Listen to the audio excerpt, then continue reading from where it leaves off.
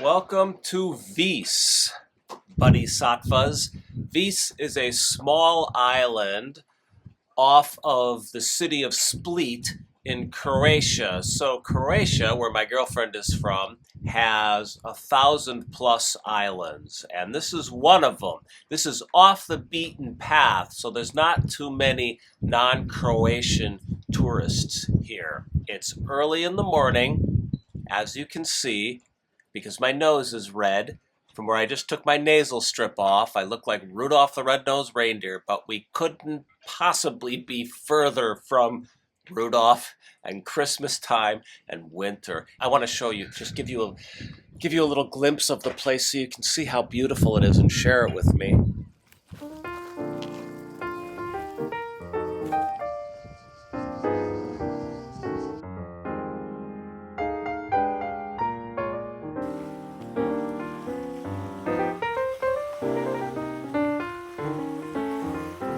We had to go on a massive hike in order to find a private beach. Say something.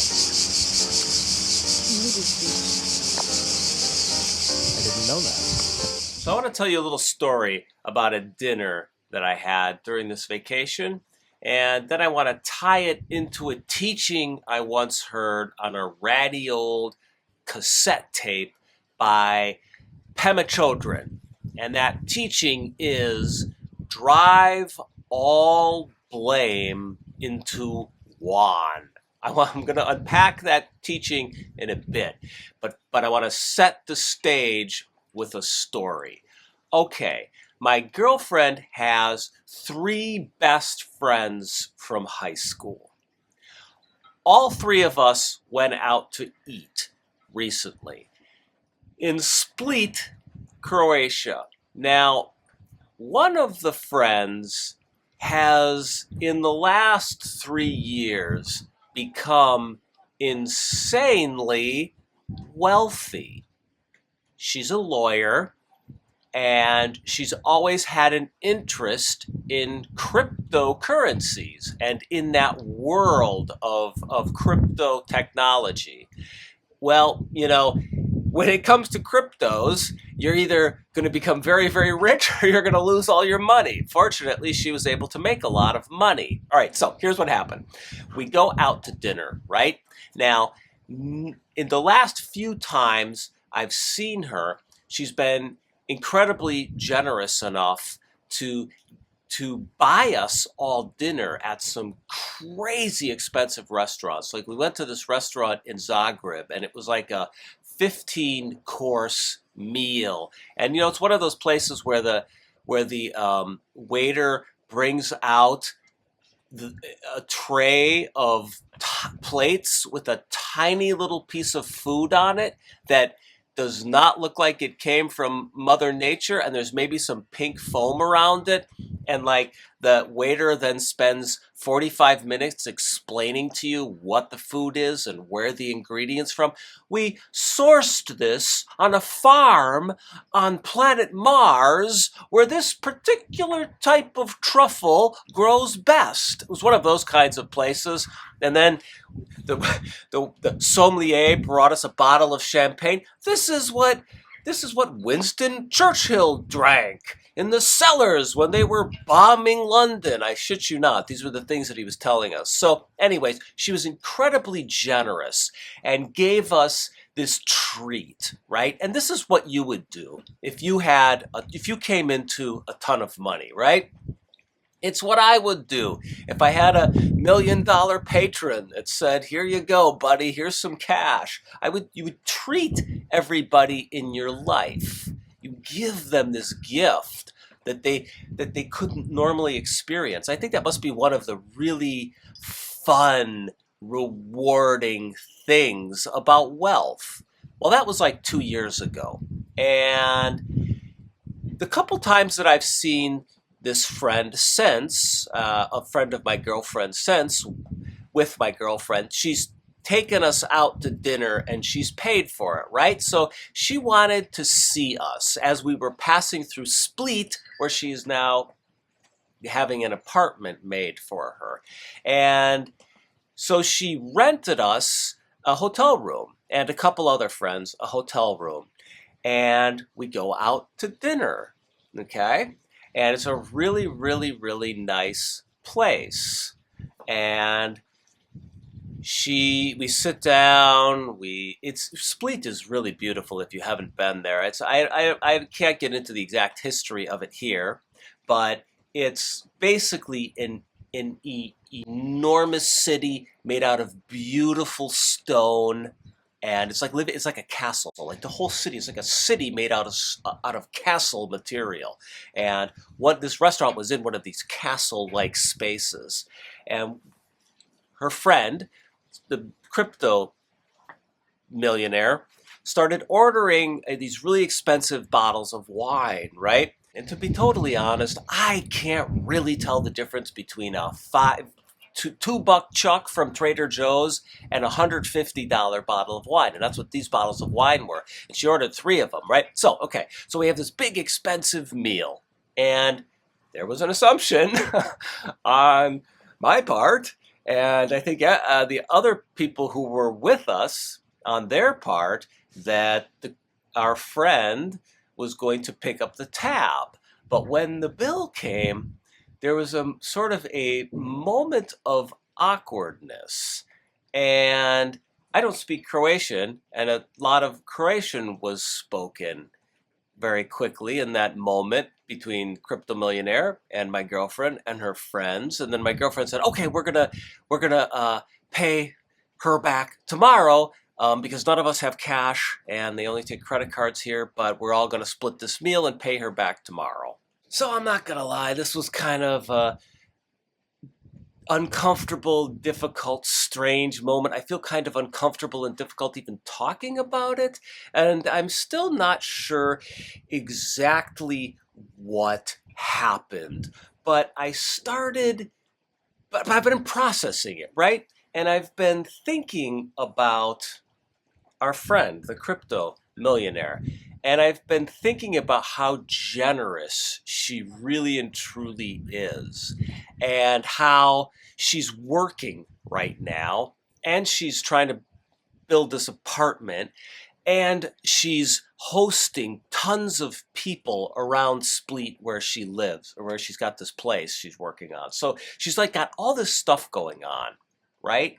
And I think she's the kind of person that really just can't say no and is an extrovert and just puts herself out there, puts herself out there. And I think what happened was she finally got totally exhausted. And the sense I got was that she was having a bit of a wealth hangover. Like first you treat everyone, and then the next time you go out, you treat everyone again, and then a third time rolls around and you treat everyone. And maybe after a while you start to think, why the F am I having to treat everyone all the time? But I can't stop now. Everybody knows how rich I am, right? Everybody knows I've got all this money, and I started treating everybody. Now I've got to keep on doing it. And I sensed a touch of resentment. I sensed maybe the feeling that she was exhausted with having to share her wealth with everybody, that she was maybe felt like she was being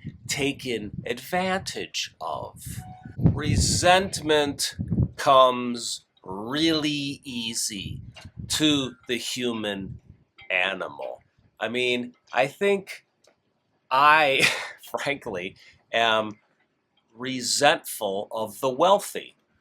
Okay, behind me, in this Adriatic Sea, there's probably close to $500 million of yacht material floating around in the sea. So I'm resentful of the super wealthy. And having dinner with my friend that night, and my girlfriend's high school friend, I began to realize that even the super wealthy can be resentful. Then they try and share their wealth with their friends. They try and share their good fortune, and maybe they start to feel like people are taking advantage of them. Or at one point, our friend was telling us about how she is spending time with another crypto millionaire, and this guy bought a castle in Switzerland, And then he put $75 million of renovations into the castle. And I'm just sitting there listening to this, and like my jaw is on the ground. And our friend is saying, he put 75 million into this castle, and I don't really see where the money went. And we all started joking about it. We were making fun of him. And then it hit me as we were making fun of this. I mean, because it's so flippin' preposterous that there's a person out there that my girlfriend's high school best friend knows and is friends with, and like can have something in common with, that put $75 million of renovations into his castle. It's like totally preposterous. It was an unreality to me. And so I was making fun of the guy. And then at some point I realized, my God, I'm making fun of somebody who's her friend, right? And then I realized how alienating this was maybe to her. This happened to me once before. I had the good fortune of knowing Leonard Cohen, and I remember I was just talking to him about the Rolling Stones, and I started making fun of Mick Jagger. I was like, God, he's still out there singing I Can't Get No Satisfaction. He's like 75 years old. I mean, what a douchebag, huh? And Leonard Cohen was kind of quiet. And then he said something like, yeah, but he's pretty good at what he does. I respect him for being out there. And he said something that made me realize, my God, he knows Mick Jagger. I just made fun of his friend, right? So, I mean, it's funny. It's funny, right? Leonard Cohen is a human being. My girlfriend's high school millionaire plus friend is a human being. And all of us, feel resentful. We all feel a little bit alone, and we all feel like the world is pitted against us, right? Can't you imagine that all these really rich people feel a bit like the unwashed masses are ranged against them, making fun of them, mocking them, trying to take their hard-earned pennies, millions, billions, trying to erase their good fortune? It's really easy to blame other people for your problems. And it's really, really easy to be resentful. And it's really easy to create a narrative where other people are the problem. Other people are the cause of the pain you feel in your heart, the discomfort you feel from the circumstances of your life. It's a reflex to blame other people. Now, after this whole episode with the millionaire, my girlfriend really sat down and thought about it. And she does something called the work, which is Byron Katie, who's a spiritual teacher. She has you ask these questions to dig into really uncomfortable moments and work with the pain around suffering, basically. And so she was doing this work, my girlfriend, and asking herself questions about that evening. And the conclusion that she came to was, this is not the friend's fault. Whatever was going on there, why she decided, it seemed to me, there's a seagull floating, really a beautiful seagull floating right now. It's the dove of wisdom. Let it alight upon my head so I can finish this video. It's getting hot out here, and there's a lot of wind, and I'm not so focused. I apologize for that, but I'm trying to share this with. So where was I? Fuck. So my girlfriend did the work and came to the conclusion that we don't really know what was going on with with the millionaire that evening. I mean, it seemed like something soured her on the idea of treating everyone that night. She just kind of decided she wasn't going to do it. So we all kind of had to split the bill later on. And actually, what we all decided to do was pay for our food, but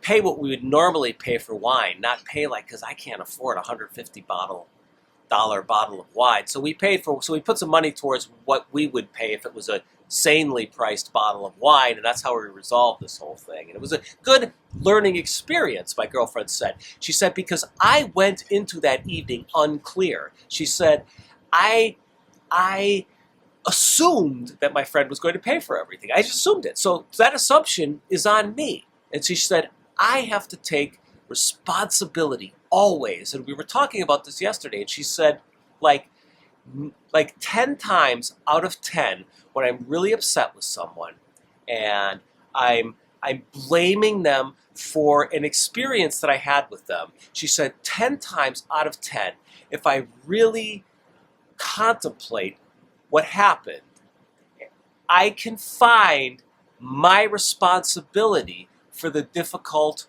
moment. And this comes back to a teaching I once heard by the great Pema Chodron. Okay? She said, drive all blame into one. So the one is here. Take responsibility for how you feel and what your role is in your relationship to the world around you. It's a very sane way to live. It's really easy to jump into blame and to feel resentment, but it's not the spiritual path. The path is to use conflicts and people to discover where we're stuck, to discover where we need to grow, and to discover where we're projecting our own shadows and problems and shortcomings onto the world around us. I mean, this is the contemplative path. And I think in life, I know I tend to run away from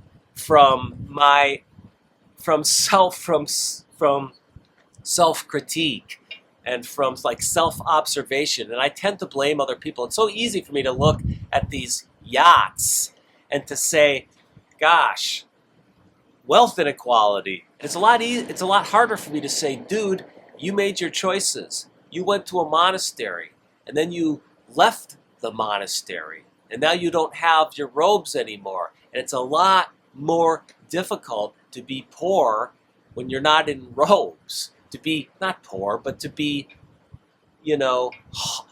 of humble means when you're not in your robes. And maybe you're resentful towards the rich because they have more money than you, and you wish you had some of their money. Maybe you feel a little bit ashamed that you got to count pennies, right? Like, it's a lot harder to have that insight and that observation than just to make fun of the guy who put $75 million of renovations into his castle mansion. But one of the things that I'm realizing on this trip is that it's better in the end to look at yourself with love and appreciation for the choices you've made and real honesty about where you need work and what your limitations are as a human being, and then work with that knowledge instead of projecting blame onto the world around you and letting resentment grow inside you. I'm really starting to think, as I mellow into my 50s and I pile up the decades behind me, that resentment is one of the most toxic poisons that can enter the system. And spiritual path, meditation and contemplation, humility and gratitude are antidotes to that poison. So I hope you enjoyed this video and I hope you got something out of it. I really deeply, truly apologize for the fact that you're basically looking at a shadow right now. But if I go into the sun to shoot this video, my head is going to burn and boil because it's a very hot sun here in this Mediterranean climate. Listen, friends, if you got something out of this video and you want to support my dinner bill from the other night, you can go to Patreon. The link is right here, and you can support my work there. You can support this channel there. You can also read a bunch of essays that I have up there that I'm going to eventually compile into a book when I finish this novel that I'm just on the cusp of finishing right now. I can't wait to share chapters of that with you all on Patreon. In any event, I offer these videos for free, but if you get something out of them, you can join me on Patreon. The link is in the description below. Okay, guys, the sun is fully rising, and it's time to go to the beach. But before I go, I'm just going to give you a quick panoramic view of this beautiful city of Venice.